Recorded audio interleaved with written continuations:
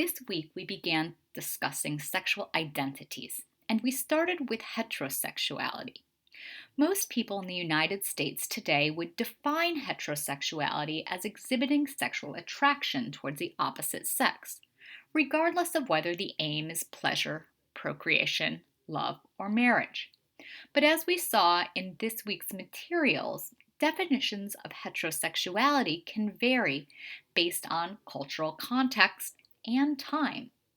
The case of the Sambia, the case of travestis, and the case of the garotos working in Brazilian saunas all illustrated various ways in which people understand and identify as heterosexual.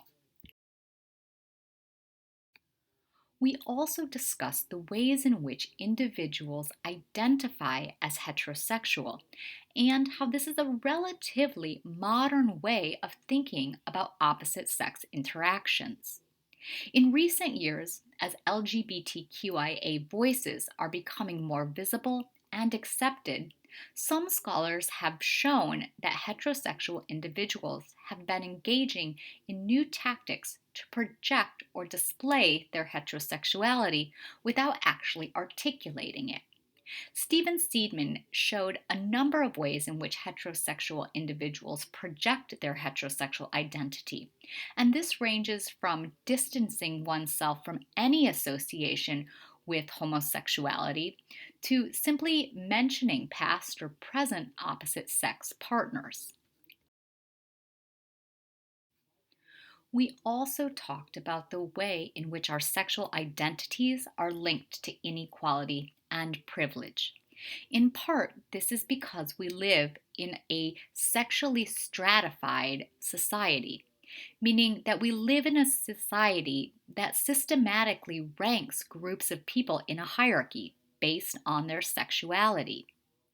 We talked about how this is related to heterosexual privilege, the unearned benefits and accesses to resources that are associated with the presumption that one is heterosexual.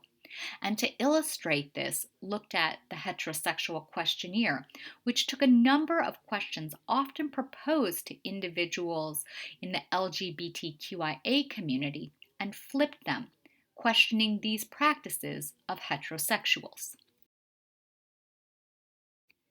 Because we live in a sexually stratified society, many individuals who identify as non heterosexuals experience forms of homophobia and even hate crimes. Homophobia is fear and hatred of homosexuals and homosexuality, anti-gay attitudes, and or behaviors.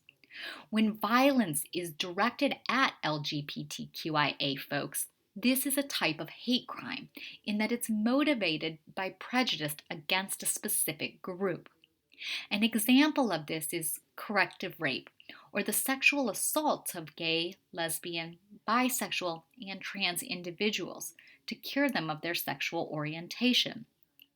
Another example that we discussed in this module was bi erasure, which is the process by which bisexual individuals' experiences and identities are dismissed or ignored by members of both gay and lesbian and heterosexual circles. Building on these discussions, the readings for this week further explored the idea of sexual identities. We began with Jonathan Ned Kant's text, The Invention of Heterosexuality, which explored the ways in which heterosexuality moved from simply being an action to an actual identity. We also began to explore sexual identities within the context of a much more intersectional lens through Vanessa Panfil's The Gang's All Queer, The Lives of Gay Gang Members.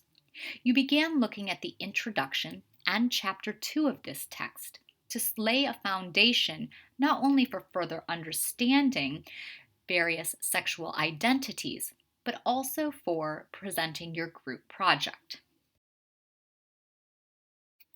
Now that we've started thinking about sexual identities and you've looked at the introduction and chapter 2 of Panfil's text, I'd like you to use these materials from this week's module to set the stage for preparing your group project.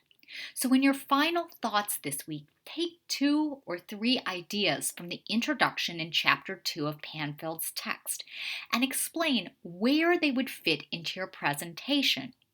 I then recommend going through and reading what the other members of your group posted as a mechanism for starting to prepare this presentation.